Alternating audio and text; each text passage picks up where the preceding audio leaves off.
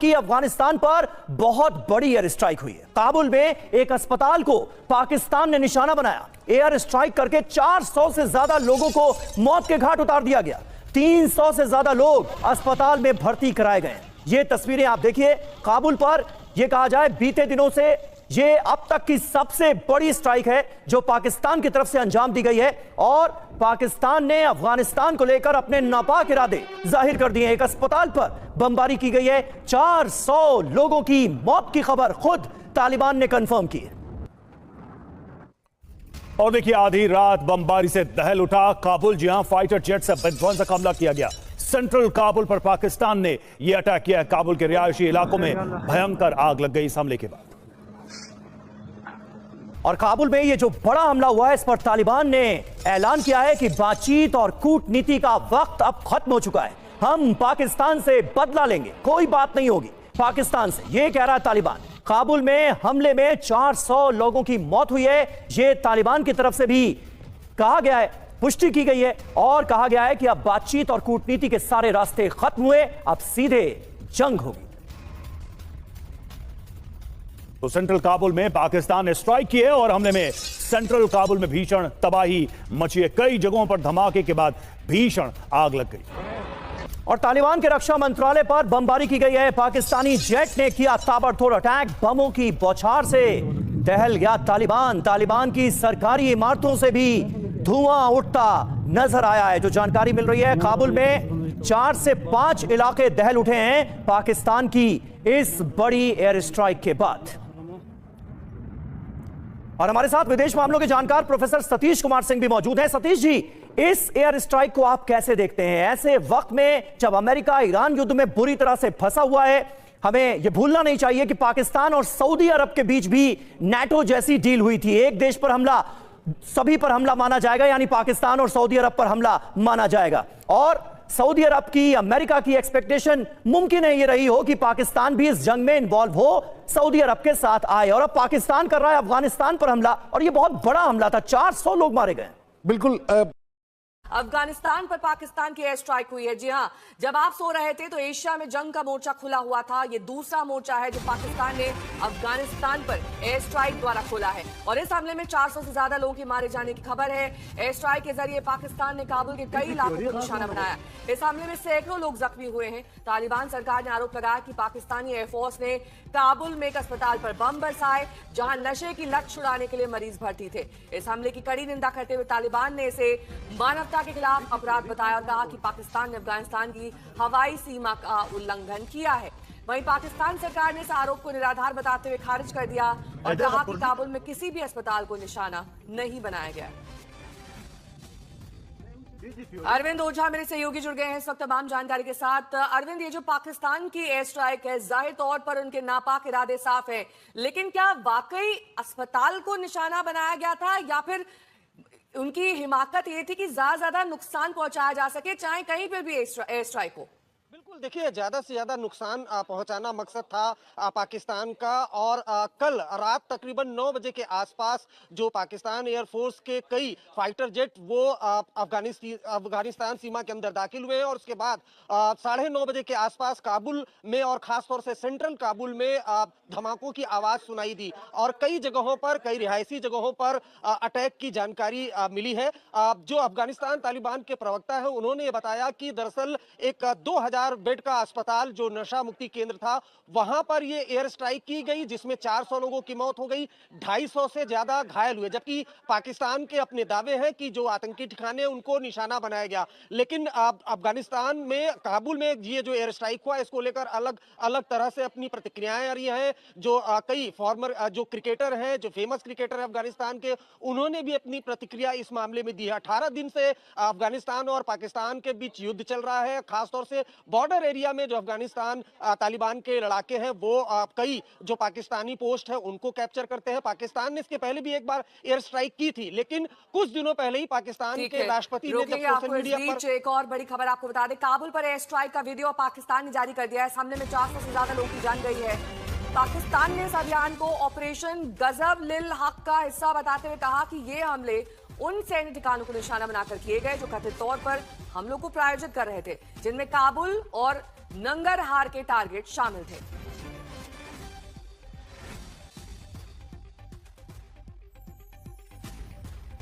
पाकिस्तान की सेना ने मौजूदा तनाव के बीच अफगानिस्तान पर अभी तक का सबसे बड़ा हमला किया है। पाकिस्तानी सेना की ओर से काबुल पर एयर स्ट्राइक की गई है। काबुल में 5 जगहों पर एयर स्ट्राइक की खबर है। हमले में 400 से ज्यादा लोगों की मौत की खबर है। 250 से ज्यादा लोग घायल बताए जा रहे हैं। पाकिस्तान की सेना ने JF-17 और F-16 जेट विमानों का इस्तेमाल किया।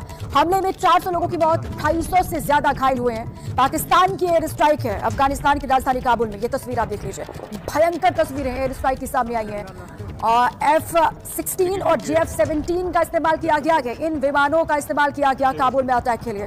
हमले के बाद काबुल में ऊंची ऊंची आग की लपटें उठती दिखाई दी। आसमान में काले धुएं का गुबार आप देख पा रहे हैं। ये हमले अफगानिस्तान के रक्षा मंत्रालय, खुफिया एजेंसियों के हेडक्वार्टर और राष्ट्रपति भवन के पास रिहायशी इलाकों में किए गए।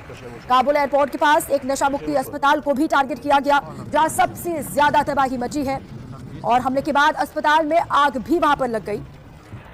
ये बड़ा हमला हुआ गया, एयर स्ट्राइक की गई है पाकिस्तान की ओर से अफगानिस्तान के काबुल में। और वहां जो नुकसान की खबर है उसके बारे में जानकारी आपको हम दे रहे हैं। वहां पर राष्ट्रपति भवन के आसपास जो रिहायशी इलाके हैं उनको टारगेट किया गया। 400 लोगों की मौत की खबर सामने आ रही है। शिवांग हमारे संवाददाता इसी पर और जानकारियों के साथ जुड़ चुके हैं। शिवांग जी, अब तक की सबसे बड़ी एयर स्ट्राइक है जो पाकिस्तान की ओर से अफगानिस्तान में की गई है, क्या डिटेल्स है इसको लेकर, कितना नुकसान हुआ, क्या अपडेट मिल रहा है?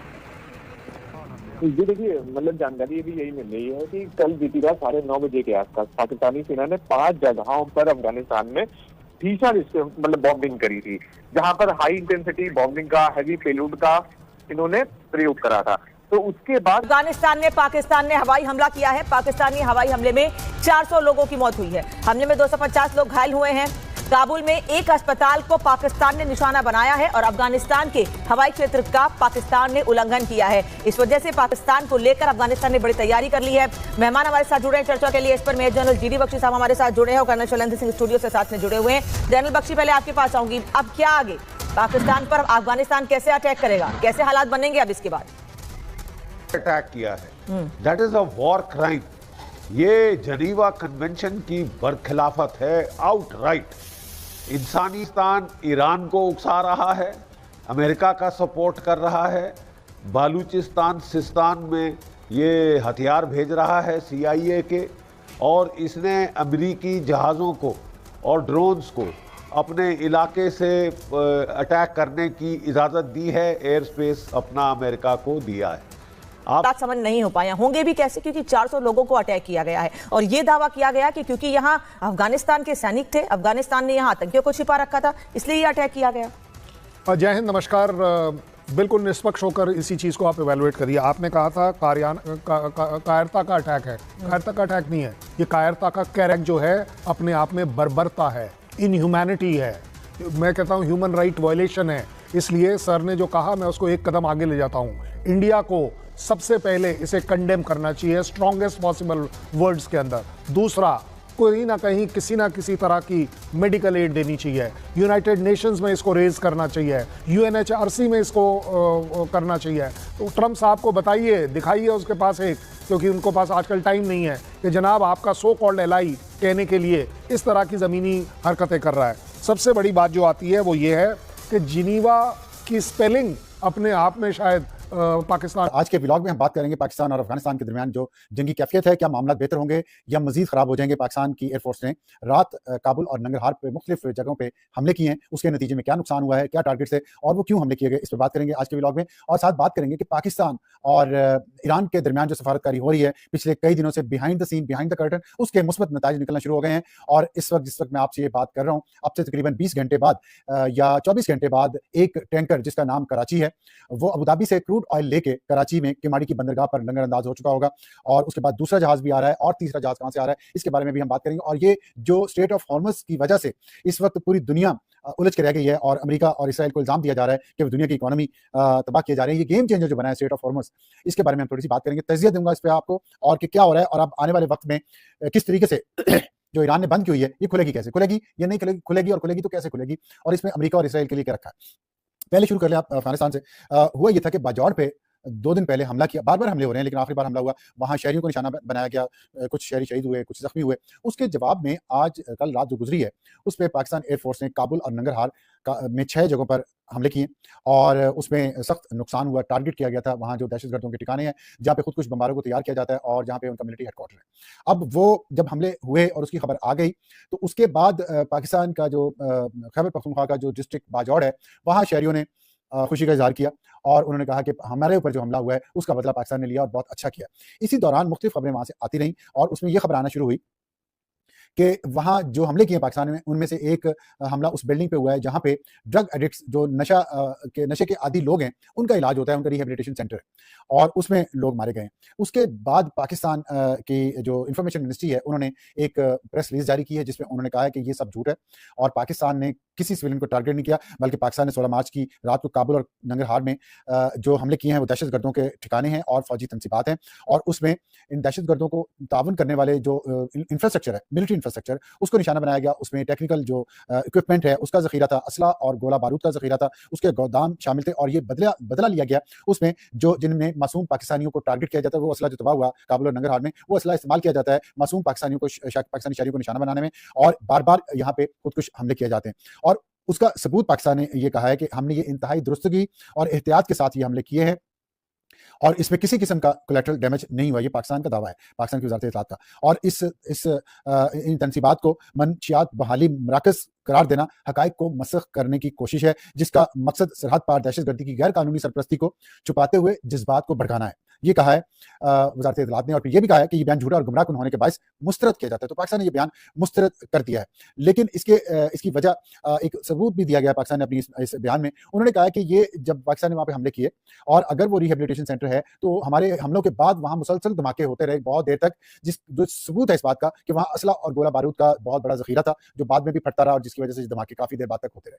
लेकिन इसके बाद हमने देखा कि डिजिटल मीडिया पे, सोशल मीडिया पे बहुत ज़्यादा अकाउंट्स ने इस बात को कन्फर्म करना शुरू किया कि ये हमले हुए हैं काबुल और नंगरहार में। और ज़बीउल्लाह मुजाहिद जो उनके तर्जमान है तालिबान के, उन्होंने भी ये कहा, वहाँ का तुलू टीवी है, उसने भी ये दावा किया, ये सब ने ये दावे किए हैं कि उन बिल्डिंग में से एक बिल्डिंग में मनशियात के आदी अफराद जो थे, उनकी बहाली का वो मरकज़ था और वहाँ पे वो लोग मौजूद थे और वो भी इस हमले में मारे गए। बाकी उन्होंने डिनाई नहीं किया कि मिलिट्री तनसीबात थी या नहीं थी, या असला और गोला बारूद के ज़ख़ायर वहाँ थे या नहीं थे, या वहाँ जो इक्विपमेंट था वो नहीं था टेक्निकल, ये नहीं उन्होंने तरजीह दी। लेकिन उन्होंने कहा कि वहाँ एक बिल्डिंग में ये भी थे, तो वो मारे गए हैं। तो इसलिए वो ज़ाहिर है जिन लोगों के वो अकाउंट्स हैं, उनमें से कुछ लोग तो क्रेडिबल भी हैं। लेकिन उसके जवाब में फिर दूसरी तरफ से ये मौक़िफ़ आया है कि ये जिनको मनशियात के आदी अफराद कह रहे हैं उनकी रिहैबिलिटेशन का वहाँ पे सेंटर था, वो एक्चुअली उन खुदकुश बमबार को तैयार करने का मरकज़ था, जहाँ उनको नशावर अद्वियात खिलाई जाती है, चर्स पिलाई जाती है, या कोई और जो ड्रग्स होती हैं वो उनको इस्तेमाल करवाई जाती है ताकि उनको इस ट्रांस की हालत में लाया जाए, नशे की हालत में लाया जाए, जहाँ उनकी ज़हन साज़ी आसान हो, जहाँ उनके दिमाग को ये तैयार करने पे, दिमाग को तैयार करने के लिए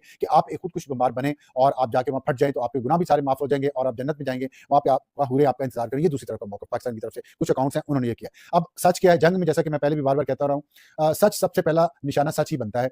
तो सच क्या है, इसका अभी तक तयन करना 100% सच का वो शायद मुमकिन नहीं है। लेकिन एक बात तो तय है कि ये ठिकाने, वहाँ पे फौजी तनसीबात थी, टेक्निकल इक्विपमेंट था, असला गोला बारूद के ज़ख़ायर थे और वहाँ दहशतगर्दों की तरबियत के मराकज़ थे। अगर कोलैटरल डैमेज हुआ है, तो अगर हुआ है तो मेरा ख़्याल उसको मानना चाहिए, उस पर माज़रत भी करनी चाहिए, क्योंकि अगर बेगुनाह लोग मारे गए हैं तो ये किसी भी जंग में ये बात मुनासिब नहीं है और ये नहीं होनी चाहिए। हम ईरान की जंग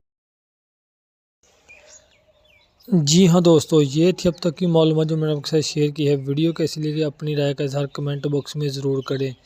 अगर आप भारतीय मीडिया के रिएक्शन देखना और सुनना पसंद करते हैं तो चैनल को सब्सक्राइब करें, ताकि इस तरह की इन्फॉर्मेटिव वीडियो अब तक बर वक्त पहुँच रहे। जैसे कोई नई मालूमात है तो मैं आपके साथ ज़रूर शेयर करूँगा। हाज़िर होते हैं नई वीडियो के साथ, नई अपडेट के साथ। नेक्स्ट वीडियो दीजिए इजाज़त। अल्लाह हाफ़िज़।